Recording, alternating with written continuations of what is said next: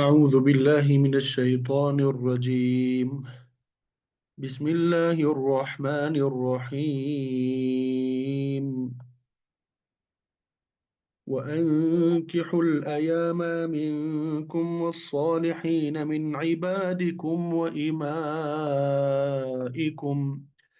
إن يكونوا فقراء يغنهم الله من فضله والله واسع عليم.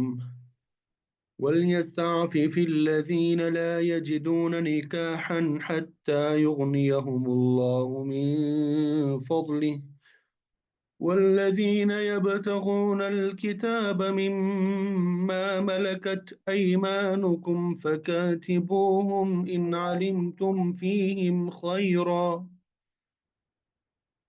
وآتوهم مما لله الذي آتاكم ولا تكرهوا فتياتكم على البغاء إن أردنا تحصنا لتبتغوا عرض الحياة الدنيا ومن يكرههن فإن الله من بعد إكراههن غفور رحيم. ولقد أنزلنا إليكم آيات مبينات ومثلا من الذين خلوا من قبلكم وموعظة للمتقين. الله نور السماوات والأرض مثل نوره كمشكاة فيها مصباح المصباح في زجاجة الزجاجة كأنها كوكب دري يوقد من شجرة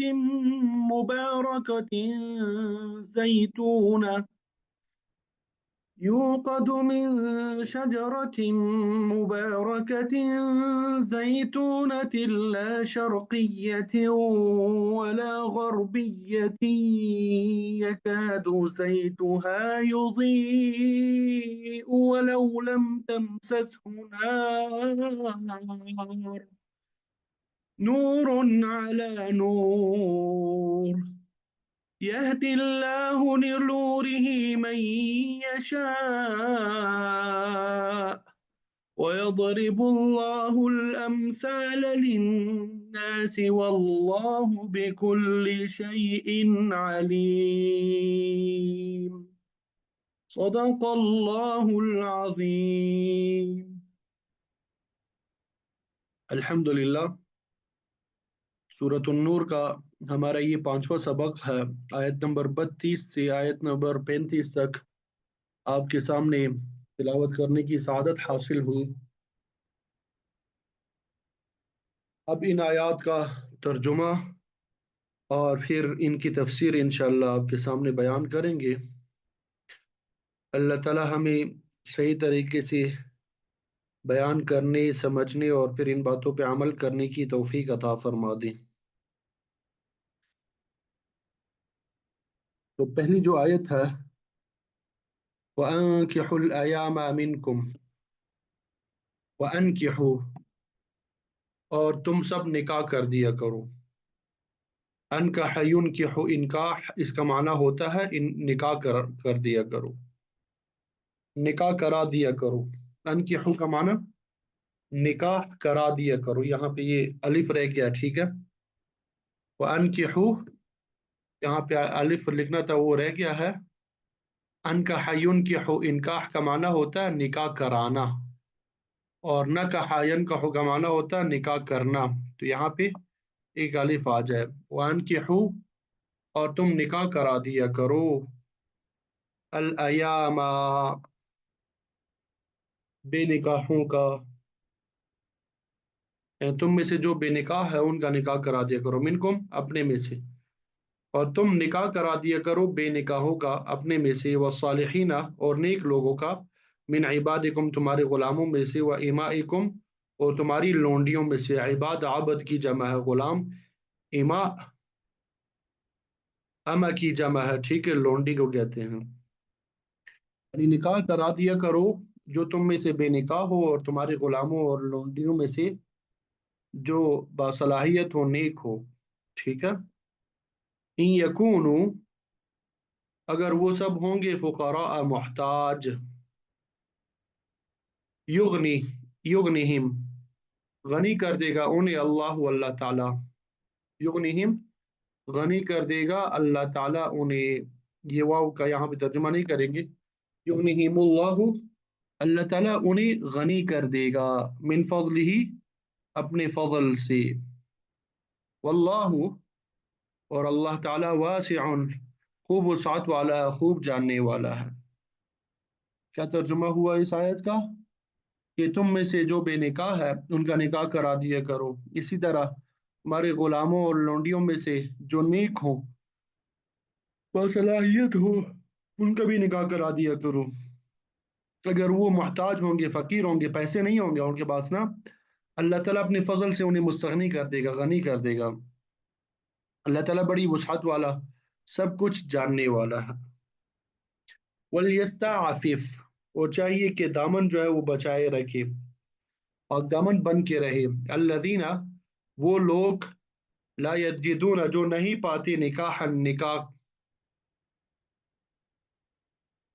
यानी जिनके पास निकाह की ताकत नहीं है, निकाह नहीं कर सकते, वो अपने दामन को पाक दामन रखे, अपने आप को पाकीज़ा बना के रखे। हत्ता युगनियहुम यहाँ तक कि गनी कर दे उन्हें अल्लाह ताला मिन फजल अपने फजल से।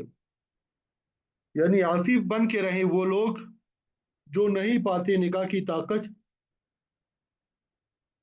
यहाँ तक कि अल्लाह ताला उन्हें क्या कर दे, गनी कर दे अपने फजल से। वल्लदीना और जो लोग यब्तगूना चाहते हैं, तलाश करते हैं, अलकिताबा मुकातबत, आज़ादी की तहरीर को मुकातबत कहते हैं, ठीक है। मिम्मा उनमें से जो मलकत ऐमानुकुम मालिक हुए हैं तुम्हारे दाएं हाथ, यानी तुम्हारे गुलामों में से जो आज़ादी चाहते हैं, तुम्हारे गुलामों में से जो है वो आज़ादी चाहते हैं। फकातिबूहुम फकातिबूहुम तो तुम सब लिख कर दे दो उन्हें, यानी उन्हें मुकातब बनाओ। ये मुकातबत का माना होता है गुलाम को पुरानी जमाने में लिख के दे दिया जाता है कि ये काम करो, इतने पैसे लेके आओ तो तुम्हें आजाद कर देंगे, ठीक है। तो मुकातब बनाना यानी गुलाम को मुकातब बनाना तो उन्हें मुकातब बनाओ, इन आलिम तुम अगर तुम मालूम करो, तुम्हें मालूम हो जाए, फीहिम उनमें खैरा कोई अच्छाई की बात। यानी जो लोग तलाश करते हैं, ख्वाहिश रखते हैं मुकातबत की तुम्हारे गुलामों में से, तो मुकातबत करो उनके साथ, अगर तुम उनमें बेहतरी समझो, अगर तुम उनमें क्या करो, बेहतरी समझो। व आतूहुम और तुम दे दो उन्हें मिम्मा लिल्लाहि अल्लाह ताला के माल में से, अल्लज़ी जो आताकुम उसने तुम्हें दिया है, और दो उनको अल्लाह ताला के माल में से जो उसने तुमको दिया है। वला तुकरिहु और तुम सब मजबूर ना करो, फतयातिकुम अपनी लौंडियों को, अलल बिगाई बदकारी पर, तुम अपनी लौंडियों को बदकारी पर मजबूर ना करो। इन अरदना अगर वो चाहे तहस्सुनन पाकदामन रहना, लितबतगू ताकि तुम सब तलाश करो, अरज़ल हयात दुनिया दुनियावी जिंदगी का सामान, अरज़ल हयात दुनिया दुनियावी जिंदगी का सामान। वमन युक्रिहुन्ना और जो मजबूर करेगा उन्हें, फ़इन्न अल्लाह तो बेशक अल्लाह ताला, मिन बादि इकराहिहिन्ना उनके मजबूर किए जाने के बाद, गफूर बहुत बख्शने वाला है, रहीम रहीम है। यानी मजबूर ना करो अपनी लौंडियों को बदकारी पे, जबकि वो पाकदामनी की ख्वाहिशमंद है। और तुम्हारा मकसद क्या होता है इसका? ताकि तुम तलाश करो दुनिया की जिंदगी का सामान। اور جو آدمی مجبور کرے گا ان کو تو بے شک اللہ تعالیٰ ان کے مجبور کیے جانے کے بعد بخشش کرنے والا مہربان ہے۔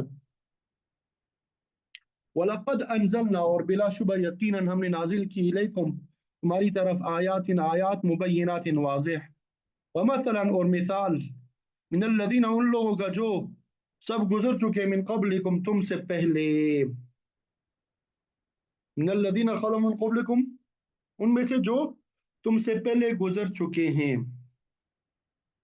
وموعظة اور ایک نصیحت للمتقین سب متقیوں کے لیے، وموعظة اور ایک نصیحت سب متقیوں کے لیے۔ البتہ تحقیق ہم نے نازل کی ہے تمہاری طرف کھلی آیتیں اور کچھ حال ان لوگوں کا جو تم سے پہلے گزرے ہیں، اور نصیحت ہے متقیوں کے لیے۔ اللہ نور السماوات والارض، اللہ نور ہے آسمانوں کا، والارض اور زمین کا۔ مثل نورہ اس کے نور کی مثال کمشکات ایک تاک کی مانند ہے، فیہا مصباح اس میں ایک چراغ ہو، فیہا اس تاک میں ایک چراغ ہو، المصباح وہ چراغ فی زجاج ایک شیشے میں ہو، وہ چراغ کیا ہو، ایک شیشے میں ہو، الزجاجۃ اور وہ شیشہ جو ہے، کأنہا گویا کہ وہ کوکب ایک ستارہ ہے، دری چمکتا ہوا، یوقد وہ جلایا جاتا ہے، من شجرۃ ایک درخت سے، مبارکۃ بابرکت، زیتونۃ زیتون کے، لا شرقیۃ نہ مشرقی ہے، ولا غربیہ اور نہ مغربی ہے، یکاد قریب ہے کہ زیتوا اس کا تیل، یضیء روشن ہو جائے یا روشن کر دے، ولو لم تمسس ہو نار اگرچہ نہ چھوئے اسے آگ، نور علی نور پر نور ہے، یہد اللہ اللہ تعالیٰ رہنمائی کرتا ہے، لنوری اپنے نور کی، من یشاء جسے وہ چاہتا ہے، ویضرب اللہ اور وہ بیان کرتا ہے، یعنی اللہ تعالیٰ بیان کرتے ہیں، الامثال مثالیں، للناس لوگوں کے لیے، واللہ اور اللہ تعالیٰ بکل شیء ہر چیز پر، علیم علم رکھنے والے ہیں، ہر چیز کو خوب جاننے والے ہیں۔ تو یہ ان آیات کا ترجمہ آپ کے سامنے بیان کر دیا۔ اب مفسرین نے جو تفسیر بیان کی ہے وہ انشاءاللہ آپ کے سامنے بیان کریں گے۔ امید کرتا ہوں کہ ترجمے کی سمجھ آ گئی ہوگی۔ یہ ذرا ترجمے کے بارے میں کنفرم کر دیں کہ ترجمے کی سمجھ آ گئی ہے سب کو؟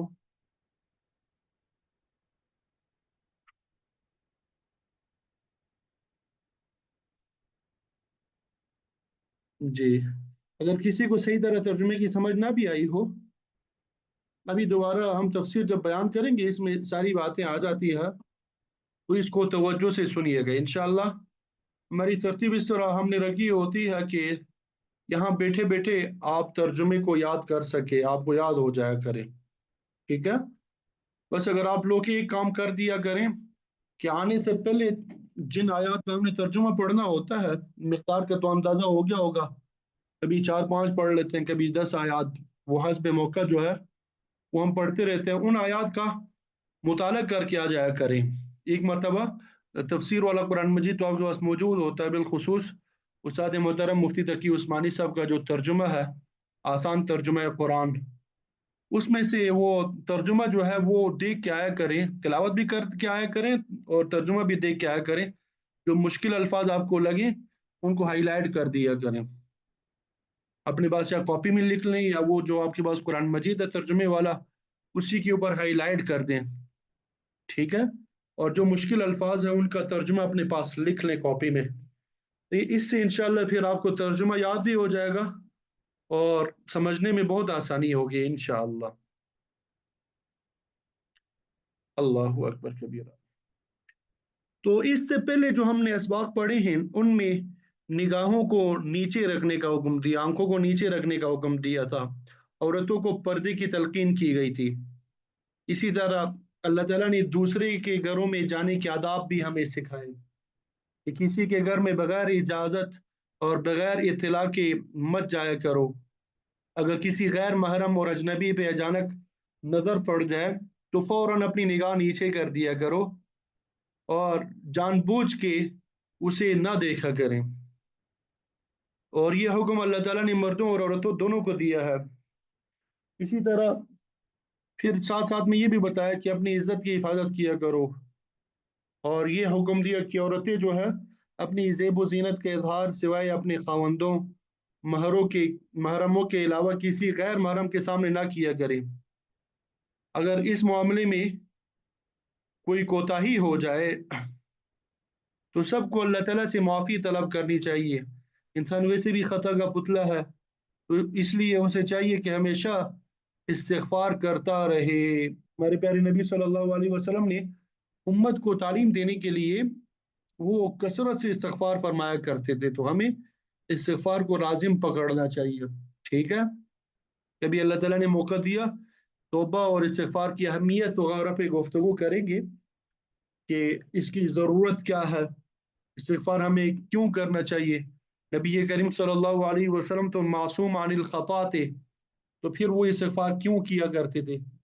अगर कोई बंदा गुनाहों से बिल्कुल पाक हो, तो फिर उसे इस्तिग़फ़ार की क्यों क्या ज़रूरत है? इन तमाम बातों पे इंशाअल्लाह कभी अल्लाह ताला ने मौका दिया गुफ्तगू करेंगे। तो बहरहाल इंसदाद ज़िना, बदकारी और फ़हाशी के कवानीन का ये पहला हिस्सा था, जिसमें अल्लाह ताला ने कुछ ताज़ीरी अहकाम बयान फरमाए और कुछ अखलाकी तालीम दी। मकसद यही है कि किसी तरह लोग जो है वो बुराई से बच जाएँ। तो इसी सिलसिले में आज की आयत में इस कानून का दूसरा हिस्सा बयान किया जा रहा है और इसके भी दो हिस्से हैं। पहले हिस्से में निकाह को आम करने का हुक्म दिया गया और साथ में तरगीब दी गई है कि अगर कोई आदमी मोहताज है तो अल्लाह ताला उसे गनी कर देगा, मुस्तगनी बना देगा। दूसरे हिस्से में उन लोगों को पाकदामनी इख्तियार करने की तलकीन की गई है जो किसी भी सूरत में निकाह करने की इस्तिताअत ना रखते हों। तो यहाँ पे हुक्म दिया, व अनकिहुल अयामा मिनकुम, तुम में से जो बेनिकाह मर्द और जन हो, मर्द और औरतें हों, उनके निकाह करा दिया करो। तुम में से जो मर्द और औरतें बेनिकाह हो उनके निकाह करा दिया करो। वस्सालिहीन मिन इबादिकुम व इमाइकुम, और अपने बासलाहियत गुलामों और लोंडियों की भी निकाह करा दिया करो। अपने नेक गुलामों और लोंडियों की भी निकाह करा दिया करो। यहाँ पे लफ्ज आया अयामा, ये अय्यमुन की जमा है। अयामा ये अय्यमुन की जमा है। ये मिशकात शरीफ, बुखारी शरीफ, ये जिन्होंने हदीस की किताबें पढ़ी है, यहाँ पे कई किताब ये अल्फाज आते हैं हदीस में, अल अय्यम के अल्फाज आते हैं। ठीक है?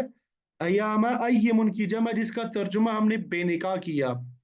असल में अय्यम जो है उस औरत के लिए बोला जाता है जिसका पहले निकाह हो चुका हो, बाद में वो या तो रांड हो जाए या मुतल्लका हो जाए।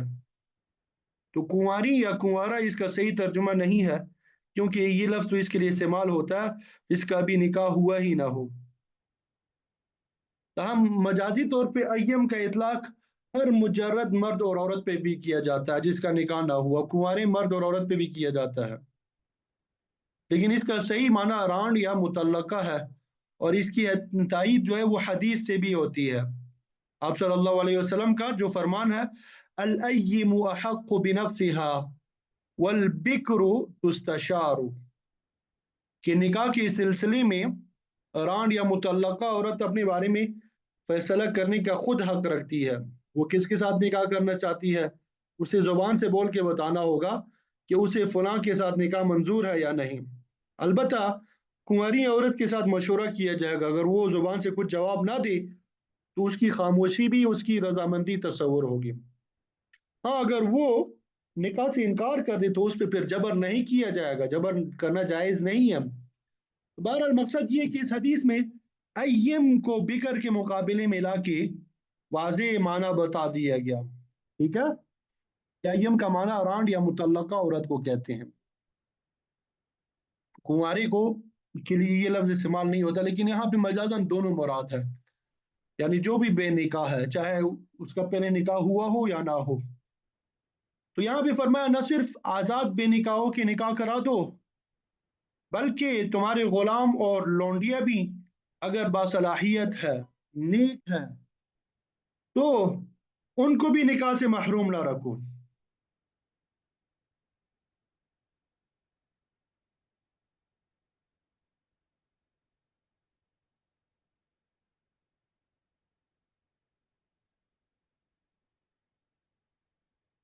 तो نہ صرف یہاں پہ آزاد بے نکاحوں کے نکاح کرا دو، بلکہ تمہارے جو غلام اور لونڈیاں اگر وہ نیک ہے ان کو بھی نکاح سے محروم نہ رکھو۔ یہاں پہ صالحین کا باصلاحیت بھی ترجمہ بعض لوگوں نے کیا ہے۔ اس کا مطلب ہوتا ہے کہ وہ نیک ہوں اور نکاح کے بعد مالک سے بغاوت کرنے کا خدشہ نہ ہو، بلکہ وہ اسی طرح مالک کی خدمت کرتے رہے، تو ان کو بھی رشتہ ازدواج میں منسلک کر دو۔ قرآن اور سنت میں جہاں نکاح کی ترغیب دی گئی ہے وہاں اس کی اہمیت بھی بیان کی گئی ہے۔ آپ صلی اللہ علیہ وسلم کا ارشاد ہے کہ نکاح کرنا تمام انبیاء کی سنت ہے۔ آپ صلی اللہ علیہ وسلم کے ایک صحابی حضرت عیاض اپنے خاندان کے لوگوں سے کہتے تھے کہ میرا نکاح کرا دو، کیونکہ میں نے اپنے آقا علیہ السلام سے سنا ہے، آپ فرماتے تھے کہ تم اللہ سے ایسی حالت میں ملو کہ مجرد نہ ہو، بغیر نکاح کے نہ ہو۔ اللہ تعالیٰ کو تجرد کی زندگی پسند نہیں ہے، یہ بغیر نکاح والی زندگی یہ اللہ تعالیٰ کو پسند نہیں ہے۔ مسند احمد کی روایت میں یہ الفاظ بھی آتے ہیں، ما فی الجنت اعزب، کہ کوئی مجرد جنت میں نہیں ہوگا۔ مجرد سے مراد بغیر نکاح والا، بلکہ سب شادی شدہ ہوں گے۔ ترمذی شریف کی ایک روایت کے مطابق آپ صلی اللہ علیہ وسلم نے نہا عن التبتل، قطع تعلقی، قطع نکاح یا تجرد کی زندگی سے منع فرما دیا۔ تبتل کا معنی قطع نکاح، نکاح نہ کرنے والی زندگی، تجرد کی زندگی۔ بعض صحابہ نے خصی ہونے کے لیے آپ سے اجازت طلب کی کہ ہم نکاح نہیں کرنا چاہتے، تو اس مقصد کے لیے اپنے آپ کو خصی کر دیں گے۔ تو آپ نے فرمایا کہ میری امت کے لوگوں کے لیے ایسا کرنا جائز نہیں ہے۔ اگر شہوت کا غلبہ ہو اور کوئی شخص نکاح کی طاقت نہ رکھتا ہو تو اسے چاہیے کہ وہ مسلسل روزے رکھے، اسے چاہیے کہ وہ کیا کرے، مسلسل روزے رکھے۔ یہ مسلسل کا لفظ بہت قیمتی ہے، یہ علیکم بالصوم، یہ حدیث میں الفاظ آئے ہیں، تو یہ اس کا معنی ہوتا ہے کہ مسلسل روزے رکھنا۔ حضرت تھانوی صاحب رحمۃ اللہ علیہ کے سامنے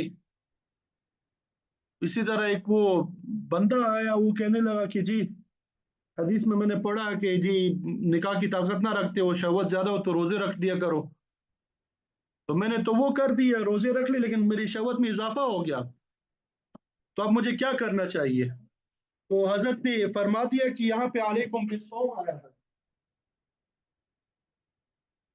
یہاں پہ علیکم بالصوم کے الفاظ آئے ہیں، اس لیے تو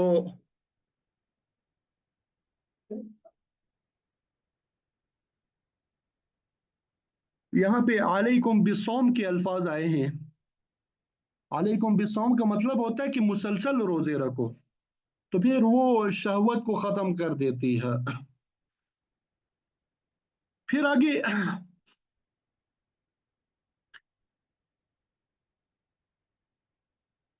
آپ صلی اللہ علیہ وسلم کا یہ بھی ارشاد ہے، خصاء امتی الصیام، میری امت کا خصی ہونا روزے رکھنا ہے، کہ روزے جو ہے یہ شہوانی طاقت میں کمی کر دیتی ہے۔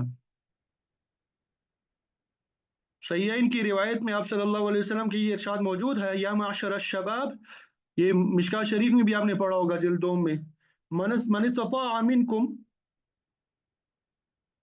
ان یتزوج فلیتزوج، کہ اے نوجوانوں کے گروہ، تم میں سے جو شخص نکاح کرنے کی استطاعت رکھتا ہے اسے ضرور نکاح کر لینا چاہیے۔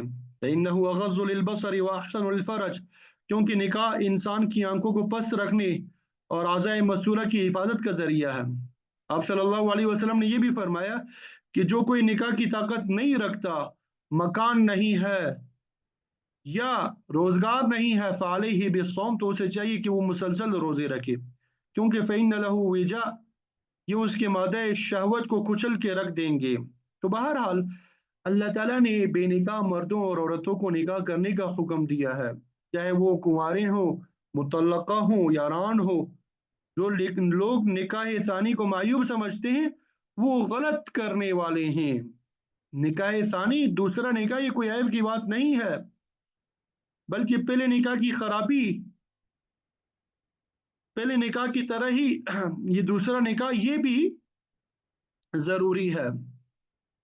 تو یہاں پہ حکم فرما دیا کہ اپنے بے نکاح آزاد مرد اور عورتوں کے نکاح کرا دیا کرو، حتیٰ کہ اپنے غلاموں اور لونڈیوں کے بھی نکاح کرا دو۔ اس کا فائدہ کیا ہوگا؟ یکونوا فقراء یغنیہم اللہ من فضلہ، اگر وہ محتاج ہوں گے تو اللہ تعالیٰ انہیں اپنے فضل سے مستغنی کر دے گا۔ جو لوگ نکاح سے پہلے محتاج ہیں، ضروری نہیں ہے کہ وہ نکاح کے بعد بھی محتاج رہیں۔ اللہ تعالیٰ ان کے فقر کو فراخی میں تبدیل کرنے پہ قادر ہے۔ ہو سکتا ہے کہ اس میں احساسی ذمہ داری اور پھر فکر معاش پیدا ہو جائے تو اللہ تعالیٰ اس کے دن پھیر دے اور وہ آسودہ حال ہو جائے۔ تو صرف محتاجی کے بنا پہ نکاح میں دیر نہیں کرنی چاہیے۔ فقر اور غنا تو کسی اور قانون کے تحت چلتا ہے، یہ چیز نکاح میں حائل نہیں ہونی چاہیے۔ اللہ تعالیٰ جب چاہے گا رزق میں وسعت پیدا کر دے گا، واللہ واسع علیم، کیونکہ اللہ تعالیٰ وسعت والا اور سب کچھ جاننے والا ہے۔ وہ ہر شخص کی حالت سے واقف ہے، اس نے ہر ایک کے لیے تنگی اور فراخی کے ایک وقت مقرر کر رکھا ہے۔ تو نکاح کا پیغام ملنے پہ مال اور دولت کی طرف نہ دیکھو، یہ اللہ تعالیٰ کے اختیار میں ہے، بلکہ صلاحیت کو دیکھو۔ اگر صلاحیت ہے تو نکاح کر دو، اللہ تعالیٰ وسعت بھی پیدا کر دے گا۔ اگر کوئی صلاحیت سے محروم ہے، جسمانی طور پہ معذور ہے، تو پھر اس کے لیے نکاح کرنا جائز ہی نہیں ہے۔ اس سے فریق ثانی کو مشکلات کا سامنا کرنا پڑتا ہے۔ بعض صورتوں میں نکاح کرنا ضروری ہوتا ہے، بعض صورتوں میں نکاح کرنا سنت ہوتا ہے، اور بعض صورتوں میں نکاح کرنا حرام ہوتا ہے۔ حرام کب ہوتا ہے؟ جب اس میں نکاح کی صلاحیت نہیں ہے، اس میں جنسی طور پہ وہ طاقت نہیں ہے، تو ایسی صورت میں پھر نکاح کرنا جائز نہیں ہے، حرام ہے۔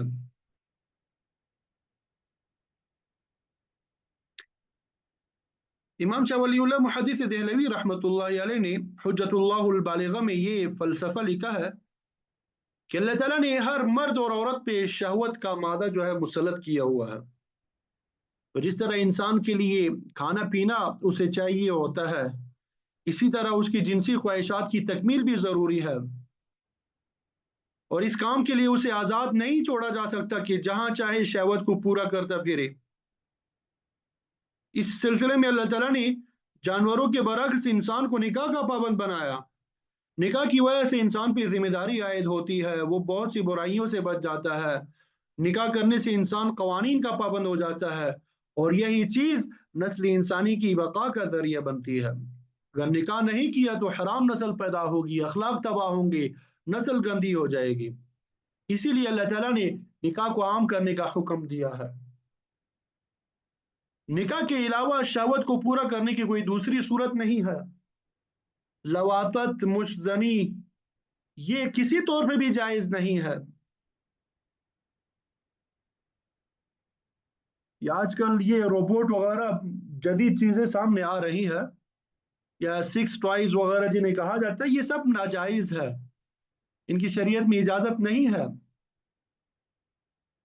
اگر انسان زنا کو روکنا مطلوب ہے تو پھر نکاح کو عام کرنا ہوگا۔ نکاح کے راستے میں مشکلات پیدا کرنا اور اس کو رسم و رواج کا پابند بنانا، یہ کسی طرح بھی جائز نہیں ہے۔ آج ہمارے معاشرے میں رسم و رواج نے نکاح کو مشکل بنا دیا ہے۔ زیورات کی فرمائش، حق مہر کی زیادتی، جہیز کی لعنت، یہ بہت سے وجوہات ہیں جن کی وجہ سے نکاح میں بلا وجہ دیر ہو جاتی ہے، جس کی وجہ سے معاشرتی برائیاں جنم لیتی ہے۔ یہ خاندانی پابندیاں، رسم و رواج، یہ بھی نکاح کے راستے میں رکاوٹ بنتے ہیں۔ بلکہ بعض اوقات یہ کہ جب تک بچہ جو ہے وہ خود کمانے نہیں لگتا، اس وقت تک وہ نکاح نہیں کر سکتا، اگرچہ وہ 30-40 سال کا ہی کیوں نہ ہو جائے۔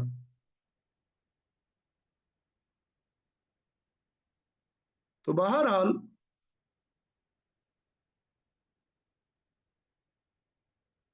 یہ نکاح کو ان رسوم اور رواج سے ہمیں عام کر لینا چاہیے، آزاد کرا دینا چاہیے۔ निकाह को हमें आसान बना देना चाहिए। जब तक निकाह की असल रूह के मुताबिक उसे आम नहीं किया जाएगा, मुआशरे में खराबियां पैदा होती रहेंगी। आप सल्लल्लाहु अलैहि वसल्लम ने अली रजी अल्लाह तआला अन्हु से फरमाया, ए अली, तीन चीज़ों में कभी देर ना करना। पहली बात यह कि जब फर्ज नमाज का वक्त हो जाए तो देर ना करो, फौरन अदा कर लो। और फिर फरमाया, जब जनाजा तैयार हो जाए तो उसके कफन दफन में देर ना करो। वल अय्यिमु इन वजदत लहा कुफवन, जब हमसर मिल जाए, कुफ मिल जाए, तो फिर निकाह करने में भी देर ना करो। आप सल्लल्लाहु अलैहि वसल्लम का ये फरमान भी है कि अल्लाह ताला तीन किस्म के आदमियों की इमदाद फरमाता है। पहला वो आदमी युरीदुल इफाफा, जो इस नियत से निकाह करता है कि उसे पाकदामनी नसीब हो जाए, वो बुराई से बच जाए। दूसरा शख्स मुकातब गुलाम है, जो आज़ादी हासिल करने की फिक्र में लगातार मेहनत करता है। तीसरा शख्स वो है जो अल्लाह के रास्ते में जिहाद के लिए निकलता है। अल्लाह ताला इन सब की मदद फरमाता है। इसीलिए फुकाहाए किराम फरमाते हैं कि आम हालात में निकाह करना सुन्नत है, अगर शहवत का गलबा हो तो निकाह वाजिब होता है। ये एक आम फहम बात है। ये आम फहम सी बात है कि जो आदमी पेट भर के खाना खाएगा, उसे दूसरे के खाने की तरफ निगाह उठाने की जरूरत नहीं होगी। लेकिन अगर वो भूखा है, उसे रोटी मुयसर नहीं आ रही, तो वो दूसरे से छीनने की भी कोशिश करेगा। तो निकाह का मामला भी ऐसा ही है। जो आदमी हलाल तरीके से निकाह करेगा, वो गैर महरम की तरफ ललचाई हुई नजरों से नहीं देखेगा। लेकिन जो शख्स निकाह से महरूम होगा, उसके हर वक्त बुराई में मुब्तला होने का डर होगा। आप सल्लल्लाहु अलैहि वसल्लम के एक सहाबी आपकी खिदमत में हाजिर हुए, तो आपने पूछा, क्या तुम्हारी बीवी है? उसने अर्ज किया, नहीं।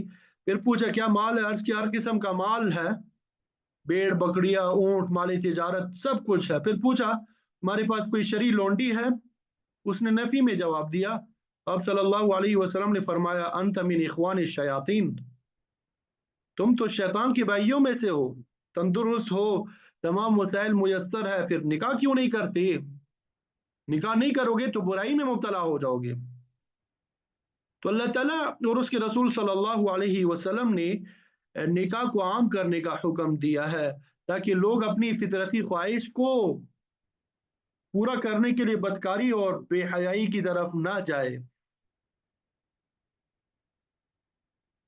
फिर आगे अगली आयत में इसी बात को बयान किया, वलियस्ताफिफिल्लज़ीना ला यजिदूना निकाहन हत्ता युगनियहुमुल्लाहु मिन फज़ली, और चाहिए कि पाकदामन रहे वो लोग जो निकाह की इस्तात नहीं रखते। यानी अगर रहने के लिए मकान नहीं है, महर के लिए रकम नहीं है, बीवी के लिए नान नफका के लिए भी वसाइल मौजूद नहीं है, तो फरमाया निकाह के बगैर पाकदामन बन के रहो, और शिद्दत शहवत से मगलूब हो के कोई गलत कदम ना उठा बैठना। अपने आप पे जब्त करो, जिना जैसी कबीह खसलत में मुलविस ना हो। तो ऐसे हालत में शहवत पे काबू पाने के लिए नफली रोजे मुसलसल रखने का हुक्म है। इबादत में मसरूफ रहो, ताकि गलत काम की तरफ तुम्हारी तवज्जो ही ना हो। इसके अलावा अच्छी सोसाइटी में अपनी नशिस्त और बर्खास्त रखो, अच्छे लोगों के साथ आपका उठना बैठना हो, ताकि तुम्हें नेकी की बात हासिल हो, बुराई से बच सको। बहरहाल बेलगाम होने की किसी सूरत में भी इजाजत नहीं है। अगर वसअत है तो निकाह करो, वरना अपने आप पे कंट्रोल करो, पाकदामनी की जिंदगी बसर करो। तो यहाँ फरमाया कि चाहिए कि इफ़्फ़त इख्तियार करें वो लोग जो निकाह की इस्तात नहीं रखते, हत्ता युगनियहुमुल्लाहु मिन फज़ली, हत्ता कि अल्लाह ताला उन्हें अपने फजल करम से मुस्तगनी कर दे। जब तक हालात दुरुस्त नहीं है, सब्र करो। जब इस्तात पैदा हो जाए तो फिर उसके बाद निकाह कर लो, उसके बाद निकाह कर लो। यहां तक बात समझ आ गई?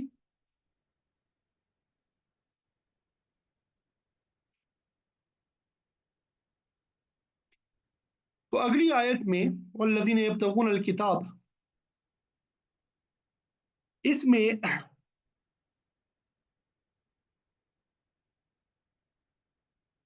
गुलामों और लोंडियों के हवाले से बात बयान की है कि तुम में से जो बेनिकाह हो, तुम्हारे गुलामों और लोंडियों में से जो बासलाहियत हो, उनके करा निकाह जो है वो करा दिया करो। ٹھیک ہے، یہ تو ماقبل نے پڑھ دیا۔ اب آج کی اس آیت میں اللہ تعالیٰ نے مکاتبت کا مسئلہ بیان فرما دیا، مکاتبت کی ترغیب دی ہے۔ اور مکاتبت کا مطلب میں نے آپ کو بتایا کہ مالک اور مملوک کے درمیان تحریری معاہدہ ہو جائے گا کہ اگر کسی کا غلام یا لونڈی اپنے مالک کو اتنا مال ادا کر دے تو وہ اسے آزاد کر دے گا۔ اس قسم کے معاہدے میں کل مال کی ادائیگی کے لیے مدت بھی مقرر کی جا سکتی ہے، اسے کھلا بھی چھوڑا جا سکتا ہے کہ جب بھی اس قدر مال کی ادائیگی ہو جائے گی تو فلاں آزاد ہو جائے گا۔ یوں بھی کہا جا سکتا ہے کہ بھائی 1 سال کے اندر اگر تم مجھے اتنا مال دو گے، اتنے پیسے دو گے تو تم آزاد ہو۔ اور یوں بھی کہا جا سکتا ہے کہ جب بھی تم اتنے پیسوں مجھے دو گے اس وقت تم آزاد ہو جاؤ گے۔ دونوں صورتیں اختیار کی جا سکتی ہے۔ اب تو یہ غلامی کا سلسلہ ختم ہو چکا ہے۔ پرانے زمانے میں یہ عام دستور تھا کہ اس قسم کے معاہدے کے بعد لونڈی یا غلام کو کاروبار کے لیے آزاد کر دیا جاتا تھا، تاکہ پھر وہ آزادی کے ساتھ جو کام چاہے کرے اور مطلوبہ مقدار میں رقم مالک کو مہیا کریں۔ لیکن جب تک کل مال ادا نہیں ہوتا تھا وہ شخص غلام ہی تصور ہوتا تھا۔ اگر اس دوران غلام مر جاتا تو اس کے ترکہ کا جائزہ لیا جاتا۔ اگر اس سے مطلوبہ مال مہیا ہو جاتا تو وہ مالک وصول کر لیتا اور غلام آزاد تصور ہوتا، لیکن اگر مطلوبہ مال پورا نہ ہوتا تو پھر اسے غلامی کی موت سمجھا جاتا۔ بہرحال جمہور علماء نے فرمایا کہ مکاتبت ضروری نہیں ہے بلکہ استحباب کے درجے میں ہے۔ بعض فرماتے ہیں کہ اگر غلام خواہش کرے تو مالک کے لیے مکاتبت کرنا ضروری ہو جاتا ہے۔ تو یہ مکاتبت کا طریقہ آزادی کی طرف ایک قدم تھا، اس کی ترغیب بھی دی گئی ہے۔ یہاں پہ ملک یمین کا ذکر ہے جو غلام اور لونڈی دونوں کے لیے آتا ہے، تاہم عام طور پہ مکاتبت غلام کے ساتھ ہی ہوتی تھی۔ اور یہ غلامی کا رواج ہزاروں سال تک چلتا رہا۔ نزول قرآن کے زمانے میں بھی یہ رواج پوری دنیا میں موجود تھا۔ پرانے زمانے میں مختلف اقوام کے درمیان جنگ ہوتی تھی، اس کے نتیجے میں فریقین کے کچھ لوگ مارے جاتے، کچھ قیدی بنا لیے جاتے تھے۔ جنگ کے اختتام پہ قیدیوں کی قسمت کا فیصلہ ہو جاتا، اس کی عام طور پہ 4 صورتیں ہوتی تھی۔ پہلی صورت یہ تھی کہ جنگ کے دونوں فریق جنگی قیدیوں کا تبادلہ کریں۔ دوسری صورت یہ تھی کہ قیدیوں کو معاوضہ لے کے رہا کر دیا جائے یا بلا معاوضہ چھوڑ دیا جائے۔ تیسری صورت یہ کہ قیدیوں کو بھی قتل کر دیا جائے۔ اور چوتھی صورت کہ انہیں لونڈی غلام بنا لیا جاتا تھا۔ تو اس طرح بنائے گئے لونڈی غلام جس جس شخص کے حصے میں آتے تھے وہ ان کا مالک سمجھا جاتا تھا، اور لونڈی غلام کی حیثیت ایک عام مال کی ہو جاتی تھی۔ مالک ان سے ہر طرح کی خدمت لے سکتا تھا، دیگر مال کی طرح ان کی خرید و فروخت بھی ہوتی تھی۔ غلاموں اور لونڈیوں کی اولاد بھی غلام اور لونڈیاں بن جاتے تھے۔ اس طرح دنیا بھر میں لونڈی غلام کا وسیع سلسلہ رائج تھا۔ جب اسلام آیا تو اس نے اس رواج کو یکسر ختم نہیں کیا بلکہ اسے جائز رکھا، البتہ اس کے خاتمے کے لیے بہت سی ترغیبات پیدا کی گئی۔ کفر اور اسلام کی جنگوں میں مسلمانوں کے ہاتھ بہت سے قیدی آتے تھے۔ اسلامی حکومت ان قیدیوں کو بطور لونڈی یا غلام مجاہدین میں تقسیم کر دیتی۔ حاصل کرنے والا شخص چاہتا تو غلام کو آزاد کر دیتا یا اس سے خدمت لیتا رہتا یا اسے فروخت کر دیتا۔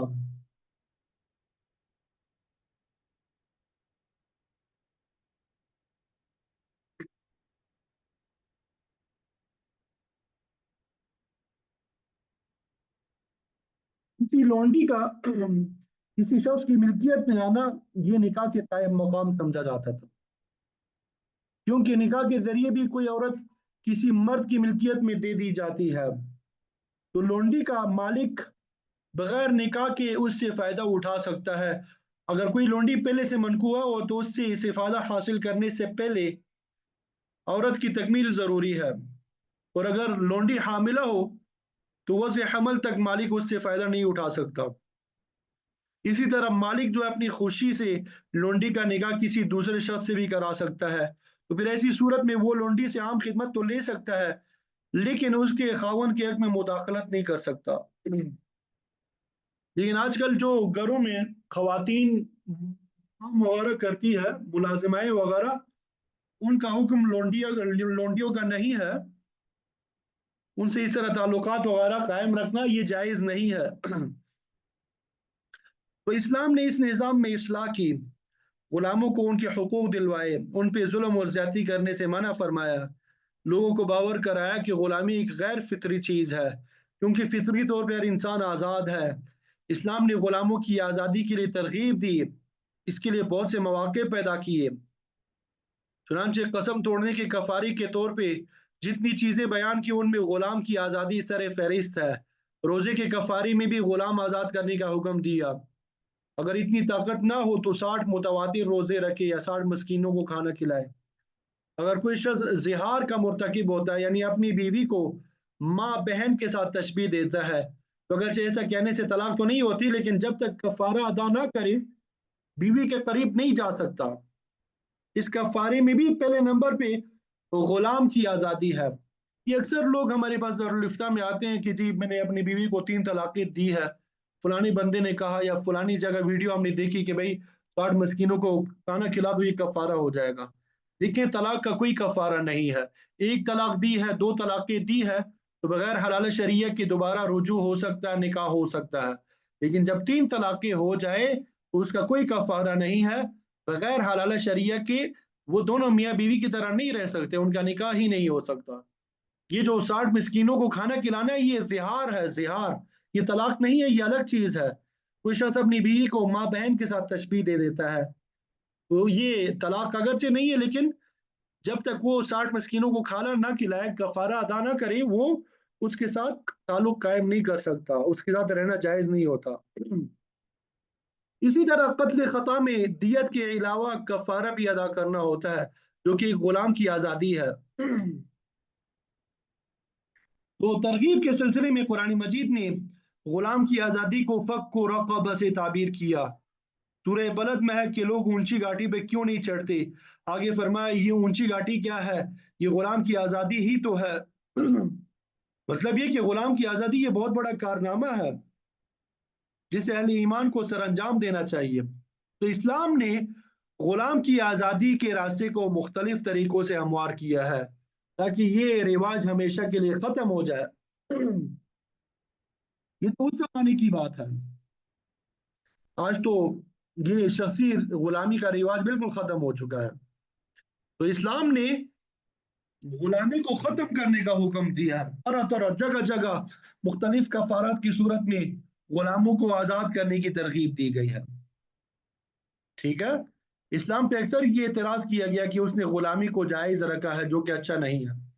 इस ज़मन में मुफस्सिरीन फरमाते हैं कि इस्लाम ने गुलामी के रिवाज को सिर्फ जायज करार दिया है, इसको बर्दाश्त किया, लेकिन इसको लाजिम नहीं करार दिया। इसकी वजह इस्लाम ने गुलामी के खात्मे के लिए तरह तरह की तरगीबात दी है। जैसा कि अभी आपके सामने बयान किया कि इनकी आज़ादी के लिए कई एक सूरतें निकाली है।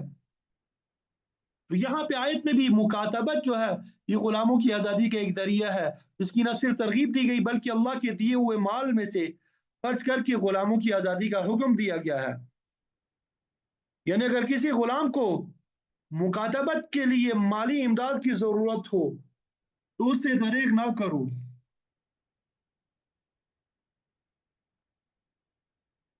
सूरह तौबा में अल्लाह ताला ने ज़कात के 8 मसारिफ बयान फरमाए हैं, जिनमें एक मसरफ फिर रिकाब भी है, यानी गुलामों की आज़ादी के लिए भी ज़कात का माल जो है सर्फ किया जा सकता है।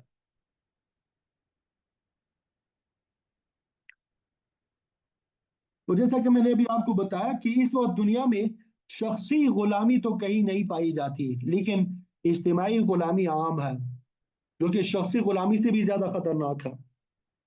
इस वक्त दुनिया की बड़ी ताकतों ने गरीब और छोटे मुल्कों को इक्तिसादी तौर पे, सियासी तौर पे, माशरती तौर पे गुलामी में जकड़ रखा है। इक्तिसादी गुलामी का ये हाल है कि इमदाद के नाम पे कर्ज दिया जाता है, जिसपे सूद भी वसूल किया जाता है, और वो भी आपके हाथों में नहीं होता, बल्कि वर्ल्ड बैंक ही में आपके लिए अकाउंट खोल दिया जाता है, वो उधर ही होता है। वो रकम भी वहां पे वो रखते हैं, जब तक आप उनके शराइत नहीं मानते वो आपको वो आपके नाम पे जो कर्ज है वो भी आपको नहीं देते।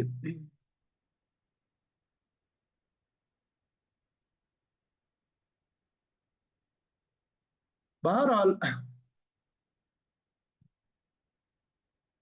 اسلام نے غلامی کی ترغیب نہیں ہے دی، بلکہ غلامی کو ختم کرنے کا حکم دیا ہے۔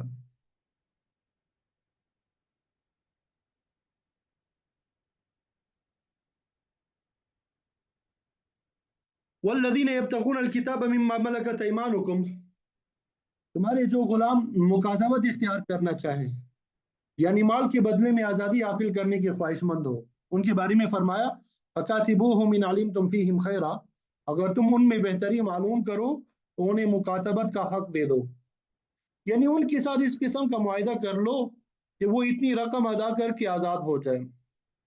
بہتری معلوم کرنے سے مراد یہ ہے کہ ایسے غلاموں کی اچھی طرح چھان بین کر لو، ان کی صلاحیت کو جانچ لو کہ آزاد ہو کے اور نکاح کر کے شرافت کی زندگی بسر کریں گے یا بدکاری اور فحاشی کا سبب بنیں گے۔ اگر تم سمجھتے ہو کہ آزاد ہو کے یہ معاشرے کے بہتر افراد ثابت ہوں گے تو ان سے نہ صرف مکاتبت کا معاہدہ لکھ لو بلکہ وَآتُوهُم مِّن مَّالِ اللَّهِ الَّذِي آتَاكُم، جو مال تمہیں اللہ نے دیا ہے اس میں سے ایسے مکاتبت بھی ادا کرو، مال مکاتبت جو ہے وہ بھی ادا کرو، ان کی مدد کرنے ادا کرنے میں مدد کرو تاکہ وہ جلد سے جلد مقررہ رقم ادا کر کے آزادی کی نعمت حاصل کریں۔ ظاہر ہے کہ اس قسم کا مالی تعاون خود مالک سے تو توقع نہیں کیا جا سکتا، کیونکہ اسے تو یہ مال وصول کرنا ہے۔ تو اس حکم کے مخاطب عام صاحب ثروت مومن ہے۔ اس قسم کے باصلاحیت لوگ اگر غلامی کا یہ جو دستانے اس کو اتارنا چاہتے ہیں تو ان کی مدد کرو۔ یہ بھی غلامی کے خاتمے کی اللہ تعالیٰ نے ایک صورت بیان فرمائی ہے۔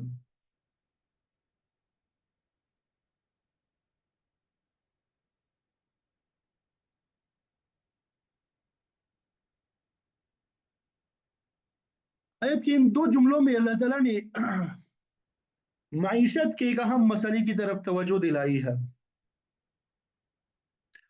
پوری دنیا میں دو بڑے معاشی نظام رائج تھے، ایک کیپٹلزم جس کو سرمایہ دارانہ نظام کہتے ہیں، اور دوسرا اشتراکی نظام جسے سوشلزم کہتے ہیں یا کمیونزم بھی اس کی ایک قسم ہے۔ سرمایہ دارانہ نظام کا خلاصہ یہ ہے کیپٹلزم کا کہ اس میں شخصی ملکیت کا تصور پایا جاتا ہے کہ جو آدمی جتنا چاہے جائیداد پیدا کرے، جتنا چاہے خرچ کرے، اس پہ کوئی پابندی نہیں ہے سوائے اس کے کہ وہ حکومت کے مقررہ ٹیکس کو ادا کرتا رہے۔ اس نظام میں بنیادی خرابی یہ ہے کہ نہ تو اس کے ذرائع آمدن پہ جائز و ناجائز کی پابندی ہے، نہ اس کے اخراجات پہ کسی حلت اور حرمت کا اطلاق ہوتا ہے۔ مطلب یہ کہ اگر کوئی شخص بدترین قسم کا کاروبار کرتا ہے یا کوئی آدمی جو ہے وہ زنا کا اڈا چلانا چاہتا ہے، اس کے ذریعے دولت کمانا چاہتا ہے، تو اسے لائسنس جو ہے مل جائے گا، اس کے راستے میں کوئی رکاوٹ نہیں ہوگی۔ اسی طرح اگر کوئی شخص اپنی دولت عیاشی، فحاشی، جوئے، حرام کاری میں خرچ کرتا ہے تو بھی اس پہ کوئی پابندی نہیں ہے۔ آج دنیا میں یہی کچھ ہو رہا ہے، پورے سرمایہ دارانہ نظام جو ہے پوری دنیا میں رائج ہے۔ دوسری طرف اشتراکی نظام ہے جو روس میں، چین میں اور دیگر ممالک میں رائج تھا، پھر وہ تقریباً ختم ہو گیا۔ اس میں برائی یہ ہے کہ اس نظام میں شخصی ملکیت کا کوئی تصور نہیں ہے، بلکہ ہر چیز حکومت کی ملکیت میں ہوتی ہے۔ نہ زمین کسی شخص کی ملکیت میں ہوتی ہے، نہ مکان، نہ فیکٹری، نہ تجارت، تمام وسائل آمدنی حکومت کے تحویل میں ہوتے ہیں، کارکن اپنی محنت کے مطابق معاوضہ پاتے ہیں۔ تو یہ بھی ایک غیر فطری نظام تھا، اس کی بنیاد جو ہے وہ بھی بے دینی پر تھی۔ تو وہ دونوں نظام جو ہے وہ لعنتی تھے۔ اسلام کا معاشی نظام ہی فطرت کے آئین مطابق ہے، صحیح ہے۔ اسلامی نظام معیشت کا خلاصہ یہ ہے کہ ہر چیز کا حقیقی مالک اللہ تعالیٰ ہے، لیکن اس نے عارضی طور پہ انسانوں کو بھی مالک بنا دیا۔ اس کے ساتھ ساتھ اسلام نے لوگوں کو کمانے اور اسی طرح خرچ کرنے میں آزاد نہیں چھوڑا کہ جس طرح چاہے کماؤ، جہاں چاہے خرچ کرو، بلکہ مال کے کمانے اور اس کو خرچ کرنے پہ حلت اور حرمت، جائز اور ناجائز کی پابندیاں عائد کی ہے۔ اسلام نے مال کو جمع کرنے پہ کوئی پابندی نہیں لگائی، بلکہ انسان کو اللہ تعالیٰ کے ادا کردہ مال کے حقوق ادا کرنے کا ضرور پابند بنایا ہے۔ اسلام حلال اور جائز ذرائع سے ہی مال حاصل کرنے کی اجازت دیتا ہے۔ چوری، ڈکیتی، سمگلنگ، فوٹوگرافی، شراب فروشی، جوئے کے ذریعے سے اور بگری کے ذریعے سے مال کی کمائی سے منع کرتا ہے۔ اسی طرح اخراج کے معاملے میں بھی جب آپ خرچ کرنا چاہے صرف جائز امور پہ خرچ کرنے کی اجازت دیتا ہے۔ رسم و رواج پہ خرچ کرنا، کھانے کی چیزوں پہ خرچ کرنا، عیاشی فحاشی بدکاری پہ خرچ کرنا یہ جائز نہیں ہے۔ اسی طرح اللہ تعالیٰ نے جمع شدہ مال میں سے زکوٰۃ کی ادائیگی کا حکم دیا، صدقہ اور خیرات کی تلقین دی ہے، غرباء، مساکین اور ہمسایوں کے حقوق پہ زور دیا، حج، قربانی، عمرہ وغیرہ پہ خرچ کرنے کی تلقین کی ہے، وصیت اور وراثت کا طریقہ بتایا۔ تو اس طرح پوری اسلامی سوسائٹی کو نظم اور ضبط کا پابند کر کے شخصی ملکیت جو ہے اس کے حقوق بھی ادا کر دیے۔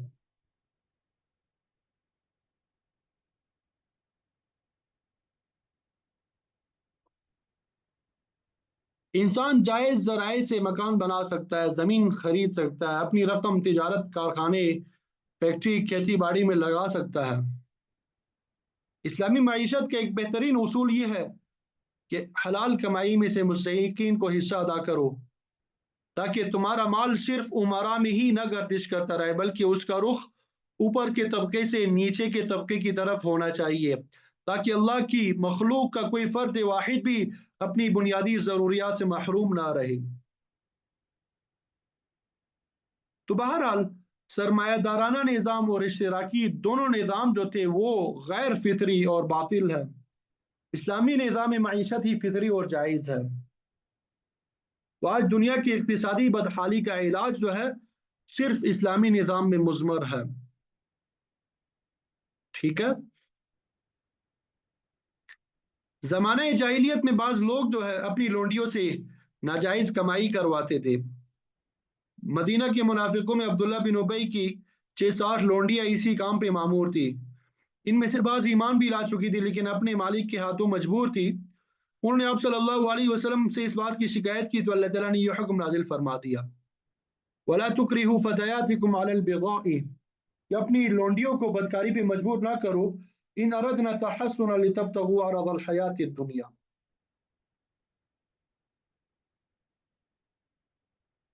اگر وہ پاک دامن رہنا چاہتی ہے اور تم چاہتے ہو لتبتغوا عرض الحیات الدنیا کہ اس کبھی ذریعے سے دنیا کا سامان حاصل کر لو، یہ تو بہت بری بات ہے کہ تم دنیا کے مال کی لالچ میں لونڈیوں کو بدکاری پہ مجبور کرتے ہو۔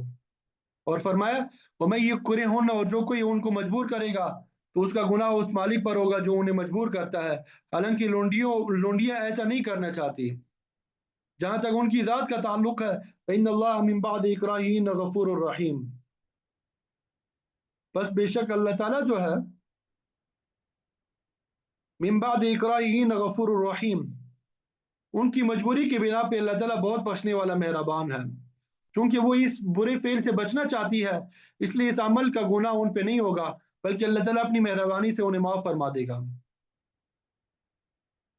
تو زنا کے معاملے میں مسئلہ یہی ہے کہ اگر کسی کو مجبور کر کے بدفعلی کی جائے تو مجبور پہ حد جاری نہیں کی جائے گی۔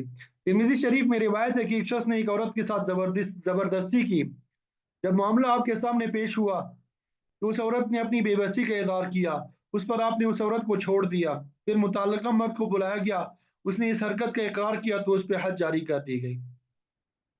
تو بہرحال قاباگری ہو یا زبردستی کا معاملہ اللہ تعالیٰ نے اس کی سخت مذمت بیان فرمائی اور فرمایا کسب البغی خبیث، آپ صلی اللہ علیہ وسلم کے ارشاد ہے کہ بدکاری کے نتیجے میں حاصل ہونے والا مال یہ قطعاً خبیث یعنی حرام ہے۔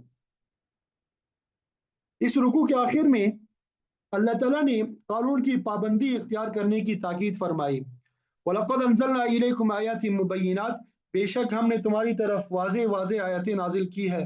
اس سے مراد احکام قانون اور دلائل ہے جو اللہ تعالیٰ نے اپنی مخلوق کی رہنمائی کے لیے نازل فرمائے ہیں۔ اب کوئی آدمی یہ نہیں کہہ سکتا کہ اسے قانون خداوندی کی سمجھ نہیں آئی۔ اسی صورت مبارکہ میں اللہ تعالیٰ نے انسداد زنا کا قانون دیا ہے क़ज़फ़ की हद मुकर्रर की, लिआन का तरीका बताया, फिर ग़ज़्फ़े बसर यानी आंखों को नीचे रखने की तालीम देकर पर्दे के अहकाम नाजिल फरमाए, पाकदामनी की ताकीद की। ये तमाम अहकाम और कवानीन ऐसे हैं जो आसानी से समझ में आ जाते हैं, इन पर अमल दरामद में कोई चीज़ माने नज़र नहीं आती। इसीलिए फरमाया कि हमने तुम्हारी तरफ बिल्कुल वाज़े आयतें नाज़िल फरमाई है, ताकि तुम इन पे अमल पेरा होके हर किस्म की खराबी से बच जाओ। वमस और इस आयत में अल्लाह ताला ने दूसरी ये बात बयान की, वमसलन मिनल्लज़ीना खलौ मिन क़ब्लिकुम, अल्लाह ताला ने उन लोगों की कुछ मिसालें और हाल भी बयान किया जो तुमसे पहले गुजर चुके हैं। ये वाक़यात तुम्हारे सामने बतौर नमूना है, ताकि इन्हें देख कर और सुनकर तुम इबरत हासिल कर सको। इन इबरत आमोज वाक़यात में उम्मुल मोमिनीन हज़रत आयशा सिद्दीक़ा रज़ियल्लाहु तआला अन्हा पे इत्तिहाम है जो मुनाफिकीन ने लगाया, और फिर अल्लाह ताला ने आपकी बरात ज़ाहिर फरमाई। बिल्कुल इसी किस्म का वाक़या हज़रत यूसुफ़ अलैहिस्सलाम के साथ भी पेश आया, जब ज़ुलेखा ने आप पे ज़्यादती का इल्ज़ाम लगाया, मगर ज़ुलेखा के ख़ानदान के एक बच्चे ने आपकी पाकदामनी के हक़ में बयान दिया। हज़रत ईसा अलैहिस्सलाम की पैदाइश पे हज़रत मरियम रज़ियल्लाहु तआला अन्हा के साथ भी यही सलूक किया गया, उन्हें बदकारी के जुर्म में मुत्तहम किया गया, मगर खुद ईसा अलैहिस्सलाम ने बोलकर आपकी बरात ज़ाहिर कर दी। बहरहाल नाजायज़ तौर पे मुत्तहम करने की ये मिसालें तारीख़ आलम में मौजूद है, जिनकी तरफ इशारा करके अल्लाह ताला ने यहाँ फरमाया है कि हमने तुम्हारे सामने साबिक़ा लोगों की कुछ मिसालें और वाक़यात भी बयान किए हैं, जिनमें इबरत का सामान मौजूद है, व मौइज़तन लिलमुत्तक़ीन, और मुत्तकियों के लिए नसीहत भी है। तो इस कानून ज़िना और कानून क़ज़फ़ के ज़रिए लोगों को तंबीह की गई है कि खबरदार किसी बेगुनाह पे तोहमत मत लगाना, अगर ऐसा करोगे तो कानून के एतबार से सज़ा के मुस्तहिक़ ठहरोगे, जिससे दुनिया में रुसवाई होगी, और अगर तौबा नहीं करोगे तो आखिरत के अज़ाब में मुब्तला होगे। बाकी आगे आयत नंबर 35 इसकी तफसीर इंशाअल्लाह कल पढ़ेंगे। अल्लाह ताला मुझे आपको अमल की तौफीक अता फरमा दे। व आखिरु दावाना अनिल हम्दुलिल्लाहि रब्बिल आलमीन। उम्मीद करता हूँ कि सबको बात समझ आ गई होगी।